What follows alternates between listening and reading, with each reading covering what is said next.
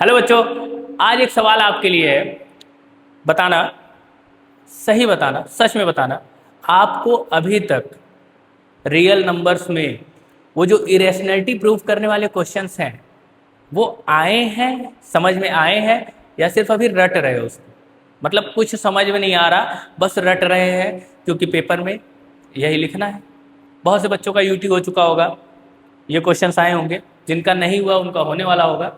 मैं आपको बता रहा हूँ, ये बोर्ड में क्वेश्चन आने वाला है, क्योंकि आप पुराने जितने भी सैंपल पेपर्स हैं उठा के देख लीजिए, सब सैंपल पेपर में पीवाईक्यू में आपको ये क्वेश्चन मिलेगा, क्योंकि रियल नंबर में पूरा मसाला इस क्वेश्चन में है।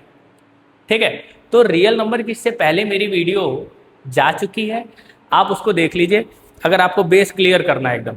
ठीक है, तो आप पहली वीडियो जरूर देखिएगा। आज मैं इस वीडियो में आपके एग्जाम में 3 नंबर फिक्स करने वाला हूं, क्योंकि दो ही टाइप के क्वेश्चन आते हैं इरेशनैलिटी प्रूफ करने में। दोनों टाइप के क्वेश्चन को इस वीडियो में हम कंप्लीट करेंगे और बहुत ही इत्मीनान से समझेंगे। ठीक है, तो देर न करते हुए मैं स्टार्ट करता हूं। ध्यान देना, एक एक चीज ध्यान देना बेटा, सब समझ में आएगा, रटना नहीं है, समझना है। ठीक बेटा, चल।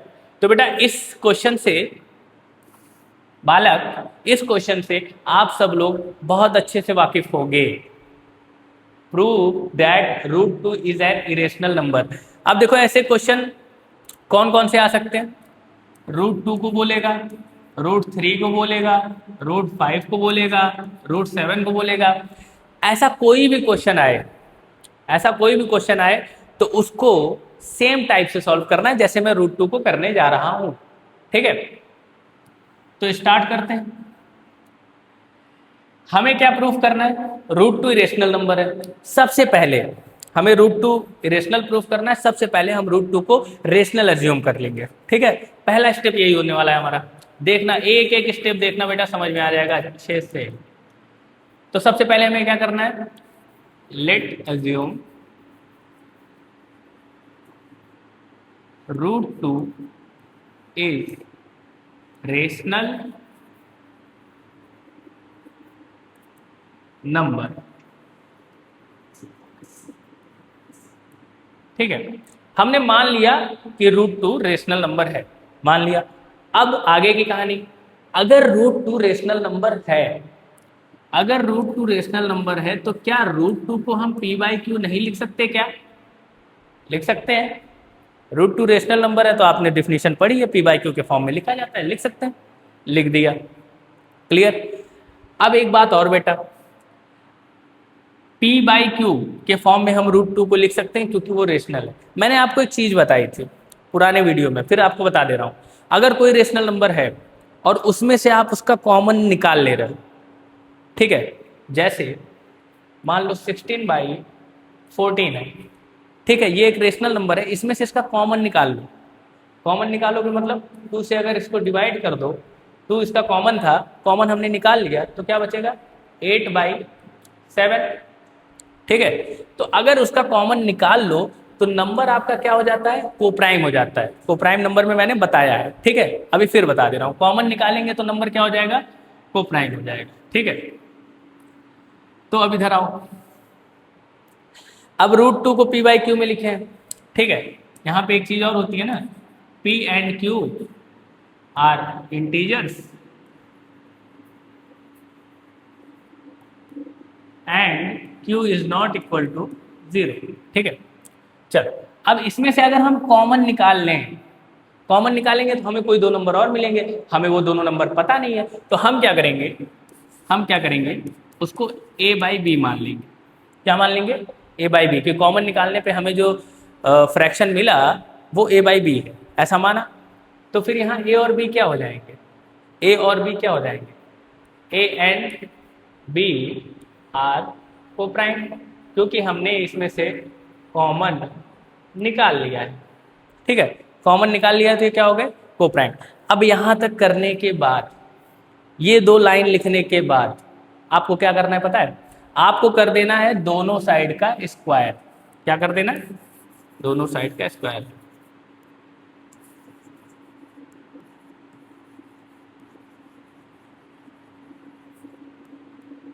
अब दोनों साइड का स्क्वायर करोगे बेटा तो क्या होगा? रूट 2 का स्क्वायर होगा, ए का स्क्वायर होगा और बी का स्क्वायर होगा, होगा, ठीक है। दोनों साइड का स्क्वायर करने पे होगा रूट 2 का स्क्वायर, ए का स्क्वायर, बी का स्क्वायर, ठीक है। अब रूट 2 का स्क्वायर क्या होगा, 2 होगा, ये ए स्क्वायर है अपॉन बी स्क्वायर, ठीक है। फिर क्या करेंगे, आगे का इधर सॉल्व कर दे रहा हूँ। अब हम क्या करेंगे, बी स्क्वायर को उधर भेजेंगे तो हमें क्या मिलेगा, 2b स्क्वायर ए स्क्वायर मिलेगा, 2b स्क्वायर ए स्क्वायर मिल गया, ठीक है। अब इसको देख के आप एक बात बता सकते हो क्या, देखो इसको देखो, इसको देख के आपको क्या लग रहा है कि जो ए स्क्वायर है, जो ए स्क्वायर है वो बी स्क्वायर में 2 के मल्टीप्लाई करने के बाद आ रहा है। ए स्क्वायर कब आएगा, जब बी स्क्वायर में 2 का मल्टीप्लाई करेंगे। अब तुम सोचो, खुद सोचो, अगर किसी नंबर को किसी नंबर से मल्टीप्लाई करने पे कोई तीसरा नंबर आ रहा है, मतलब जिन दो नंबर का मल्टीप्लिकेशन हो रहा है वो तीसरा नंबर उन दोनों नंबर से डिविजिबल होगा। मतलब यहाँ पे जो ए स्क्वायर है वो 2 से भी डिविजिबल है और बी स्क्वायर से भी डिविजिबल है। ऐसा 1.2 का थ्योरम जो मैंने बताया है उसमें बताया है, अच्छे से बताया है, उसको आप पुराने वीडियो में देख सकते हो, पर अभी भी सुनोगे तो समझ में आ जाएगा मैं क्या बोल रहा हूँ। इन दोनों के मल्टीप्लिकेशन से अगर ये मिल रहा है, इन दोनों के मल्टीप्लिकेशन से ये मिल रहा है तो ये इन दोनों से डिवाइड होगा। एक एग्जाम्पल आपको दिखा देता हूँ, कोई एग्जाम्पल लेके दिखा देता हूँ मैं। 2 इंटू 6 करने पे हमें क्या मिलता है, 12 मिलता है, ठीक है। तो ये जो 12 है ये 6 से भी डिविजिबल है और 2 से भी डिविजिबल है, बात समझ में आई।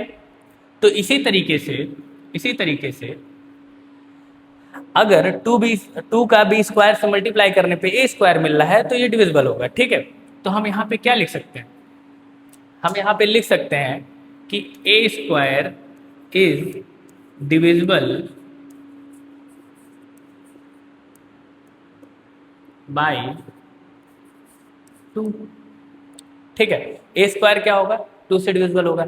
अब सुनो 1.2 थ्योरम में क्या हमने पढ़ा है कि अगर किसी नंबर का स्क्वायर किसी नंबर से डिविजिबल होता है तो वो नंबर भी इससे डिविजिबल होगी, ठीक है। तो ए स्क्वायर जब 2 से डिविजिबल होगा तो A is also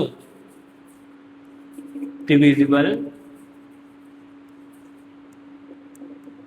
bye 2, clear, बात समझ में आई। ये मैं पढ़ा चुका हूँ, जाके देख लेना 1.2 थ्योरम जो आपके एनसीईआरटी में दिया हुआ है, ये मैंने पढ़ाया है पहले की वीडियो में, वहाँ पे आपको ये जस्टिफाई किया गया है, समझाया गया है, वो आप जाके देख लेंगे, ठीक है। तो अब कहानी कहाँ तक पहुँची कि जो 2 है वो ए स्क्वायर को भी डिवाइड कर सकता है और 2a को भी डिवाइड कर सकता है, 2a को डिवाइड कर सकता है, ठीक है। अब सुनो, जब 2a को डिवाइड करेगा तो कोई ना कोई क्वोशिएंट आएगा, बात समझ में आई।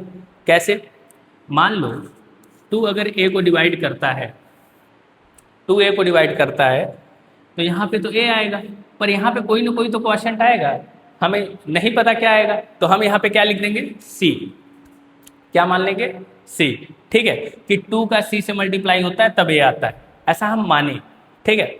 अब ऐसा मानने से होगा क्या,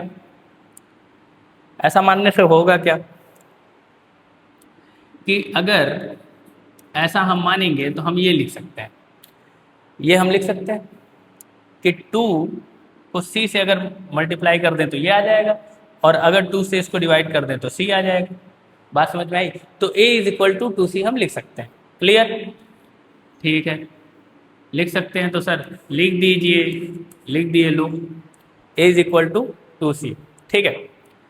अब हमें यहाँ पे a की एक वैल्यू मिली है, अब इस वैल्यू को हम क्या करेंगे, इस वैल्यू को हम इस वाले a में पुट करेंगे, ठीक है। इस वैल्यू को, इस a की वैल्यू को ले जाएंगे और यहाँ पे पुट करेंगे। देखो इस वैल्यू को जब हम यहाँ पे पुट करेंगे तो क्या आएगा, 2b स्क्वायर और a की जगह क्या आ गया, 2c, और उसका कर देंगे स्क्वायर, ठीक है। तो यहाँ पे क्या हो जाएगा, 2b स्क्वायर और ये 4c स्क्वायर, ठीक है। अब यहाँ पे देखो 2 कट गया, 2 आ गया, ठीक है। अब हमें क्या देखने को मिल रहा है कि b square is equal to 2c square, बात समझ में आई। हमें क्या मिला, B square is equal to 2c²। अब ये कहानी देखो ऐसी नहीं हो गई, 2b² a², b² 2c², मतलब बी स्क्वायर भी 2 से डिविजिबल होगा। आगे चल, बी स्क्वायर भी 2 से डिविजिबल होगा। इधर देखो पहले, ठीक है, B square is divisible by 2। बहुत आसानी से समझेंगे बेटा, बी स्क्वायर भी क्या है, 2 से डिविजिबल है। अब अगर बी स्क्वायर 2 से डिविजिबल है तो B is also divisible by 2। ऐसा ही तो पढ़ रहे हैं हम।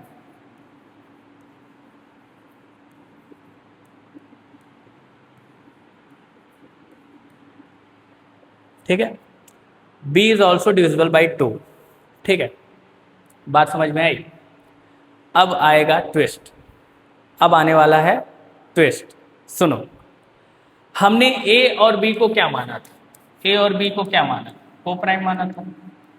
क्या माना था, को प्राइम माना था। a और b को माना था, को प्राइम माना था।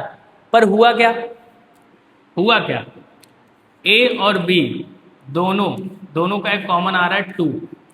2 से a भी डिविजिबल हो रहा है, 2 से b भी डिविजिबल हो रहा है। बात समझ में आई। आगे की कहानी ये है, देखो। अब अगर बेटा, अब अगर हम इधर आओ, अगर हम यहाँ पे ये लिख दें, इसको इक्वेशन नंबर 1 कर दें और इसको कर दें इक्वेशन नंबर 2। ठीक है, ये 1 है, ये 2 है, दोनों में आपको दिख रहा है कि यहाँ 2 से a² डिविजिबल है, a डिविजिबल है, और यहाँ पे 2 से b डिविजिबल है। ठीक है, तो ऐसा करने से क्या होगा, अब इसको बस पढ़ो सब समझ में आ जाएगा। क्या कर रहा है कि पहले इक्वेशन से और दूसरे इक्वेशन से हमें ये पता चलता है कि 2 is a common factor, a and b। 2 क्या है, a एंड b का कॉमन फैक्टर है। ठीक है, पर यहाँ पे एक कॉन्ट्राडिक्शन हुआ है।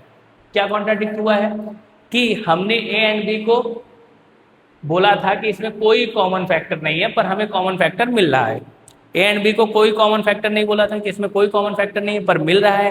ठीक है, हमने बताया था कि सिर्फ 1 ही कॉमन फैक्टर है, लेकिन नहीं, 1 के अलावा भी कॉमन फैक्टर है। इसका मतलब कि हमने a अपॉन b को जो कोप्राइम माना था वो रियल में कोप्राइम नहीं है। बात समझ में आई। अब कोप्राइम नहीं है तो हमने उसको जो p/q के फॉर्म में माना था वो भी नहीं है। अब अगर √2 p/q के फॉर्म में नहीं है तो वो रेशनल भी नहीं है।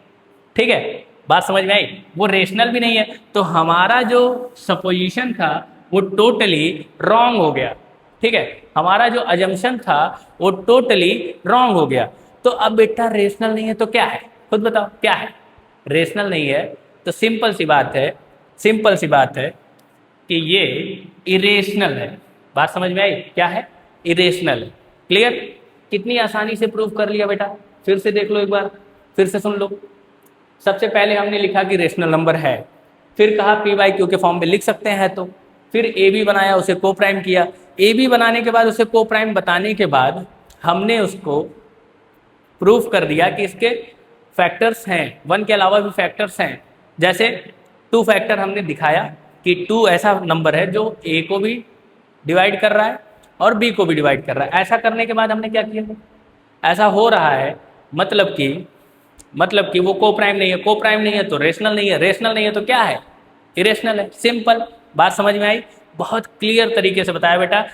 नहीं समझ में आएगी, वीडियो को पॉज करके ध्यान से थोड़ा देखना, आपको सब समझ में आ जाएगा। और फिर भी क्लियरिटी ना मिले तो पहला लेक्चर जो मैंने लिया है चैनल पे मिल जाएगा, उसको जाके देखना, तो आपका बेस क्लियर हो जाएगा, आपको समझने में आसानी होगी, आप थ्योरम याद कर लोगे। ठीक है, फंडामेंटल अरिथमेटिक ऑफ थ्योरम्स के दोनों थ्योरम मैंने उसमें बता रखे हैं, सारी चीज़ें करा रखी हैं, उसको आप देख लेना। ठीक है, अब एक टाइप का क्वेश्चन तो हो गया यहाँ पे। अब नेक्स्ट देखते हैं क्या है।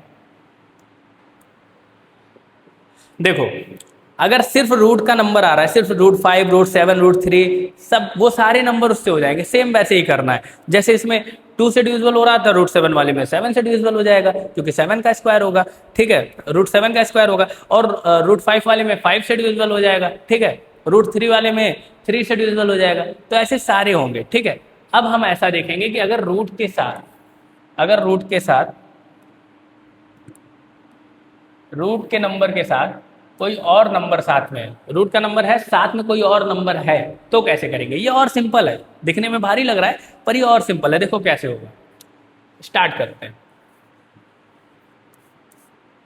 पहला स्टेप सेम है, हमें क्या करना है? मानना है। मैथ में वैसे भी मानना बहुत आसान काम है, मानते रहो किसका क्या जा रहा है। लेट एज्यूम, माना माना माना, let assume 5 minus root 3 is rational number. लो भैया मान लिया, मानने में क्या जा रहा था, मान लिया। अब इसको रेशनल माने हैं तो क्या होगा? फिर तो सब वही कहानी है सर, P बाई क्यू होगा, ठीक है। और अगर P बाई क्यू होगा तो A बाई बी भी होगा। यहां तक तो सेम है जैसे उसमें किया था। अब क्या करना है सुनो, रूट को एक तरफ करना है, रूट को राइट हैंड साइड रख लो चाहे लेफ्ट हैंड साइड रख लो, लेकिन एक ही साइड रखना है, बाकी सारे नंबर को एक तरफ कर देना है, ठीक है। करके देखते हैं। तो रूट 3 में है, ठीक है, 5 को उधर भेजेंगे, 5 को उधर भेजेंगे तो ये क्या है, प्लस में उधर जाएगा, क्या हो जाएगा, -5, ठीक है। इसमें से अगर माइनस हटाना है तो माइनस का मल्टीप्लाई कर दो दोनों साइड, ठीक है। माइनस का मल्टीप्लाई दोनों साइड जब करोगे, माइनस का मल्टीप्लाई जब दोनों साइड करोगे, ठीक है, तो क्या होगा, माइनस माइनस प्लस, ठीक है। और यहाँ पे क्या हो जाएगा, माइनस का AB और माइनस माइनस प्लस का 5, ठीक है। अब सुनो, अब इसको ऐसे भी लिख सकते हो 5 माइनस AB, ठीक है। अब यहीं रुक जाओ, सुनो। अब A और B क्या है, A and B are integers, हमने इंटीजर ही माना था, ठीक है। तो A एंड B क्या है, इंटीजर्स हैं, ठीक है। अब ये इंटीजर्स हैं तो 5 माइनस A और B भी क्या होंगे, ये भी क्या होंगे, इंटीजर्स ही होंगे। मतलब ये रेशनल होने वाले हैं, ठीक है, रेशनल ही लिख देता हूं, ये क्या होंगे, रेशनल होंगे। और जब ये रेशनल होंगे, इतना लिखने के बाद सुनो, अचानक से ट्विस्ट ले आ देते हैं। जब ये रेशनल होंगे, क्या होंगे नहीं पता, फिर हम देखेंगे अरे इधर तो रूट 3 है, इतना करने के बाद क्या देखेंगे, इधर रूट 3 है, रूट 3 है तो क्या होगा, क्या होगा, रूट 3 है तो हम क्या लिखेंगे कि but the fact that root 3 is irrational number.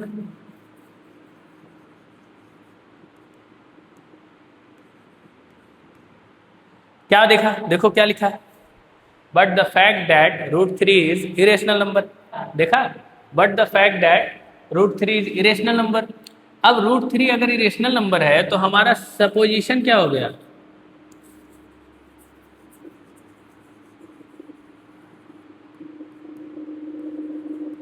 हमारा सपोजिशन क्या हो गया, रॉन्ग हो गया, ठीक है। अब हमारा सपोजिशन अगर रॉन्ग हो गया तो बेटा इरेशनल के बराबर वाला भी इरेशनल होगा, और ये भी इरेशनल होगा तो ये सब इरेशनल होगा, सब इरेशनल होगा तो जो क्वेश्चन हमने लिया था, जो मूल क्वेश्चन था हमारा, जो फंडामेंटल क्वेश्चन था हमारा, जो बेस क्वेश्चन था हमारा, वो भी क्या होगा, इरेशनल होगा, ठीक है। Hence 5 minus root 3 is an irrational number. बात समझ में आई बेटा, क्लियर, एकदम समझ में आई। समझ में आई तो लिख दो कमेंट में कि सर आज समझ में आ गया, प्रैक्टिस करूंगा, भूलूंगा नहीं, ठीक है, क्योंकि समझ में आनी चाहिए बात। अब सुनो, अब बेटा अगर ये नंबर था तो हमने कर लिया, ठीक है। मान लो कहीं ऐसा नंबर आ जाए तो भी हम क्या करेंगे, ए और बी लिखेंगे, इसको उस साइड करेंगे और फिर यही कहानी, क्लियर। कहीं ऐसा नंबर आ जाए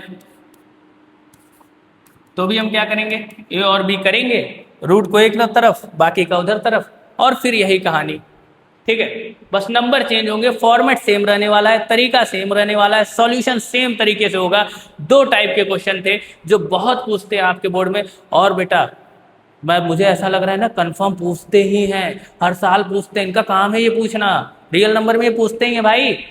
तैयार कर लो इसको, इसको तो तुमको तैयार करना, क्योंकि देखो बेटा 3 नंबर तुमको जब मिल रहे हैं, 3 मार्क्स मिल रहे हैं, ठीक है, 3 2 2 3 2 3 ऐसे मिल ही जाते हैं, इससे कम नहीं मिलने वाला, और ये फिक्स है आना। तो जो जो मैं तुमको बताऊं कि ये नंबर फिक्स है आपका, उसको तुम मत ही छोड़ना बेटा, ठीक है। वो तो आपका मतलब एकदम पकड़ के बैठ जाना, नहीं इसको नहीं जाने देंगे, ऐसा वाला, ठीक है, इसको करना है। और ऐसे ही वीडियो के लिए आप हमें सपोर्ट कीजिए, फ्री ऑफ कॉस्ट सारी चीज़ें आपको बताऊंगा बेटा, सपोर्ट बनाए रखो, बहुत मजा आने वाला है जर्नी में, ठीक है। पूरी वीडियो देखने के लिए धन्यवाद।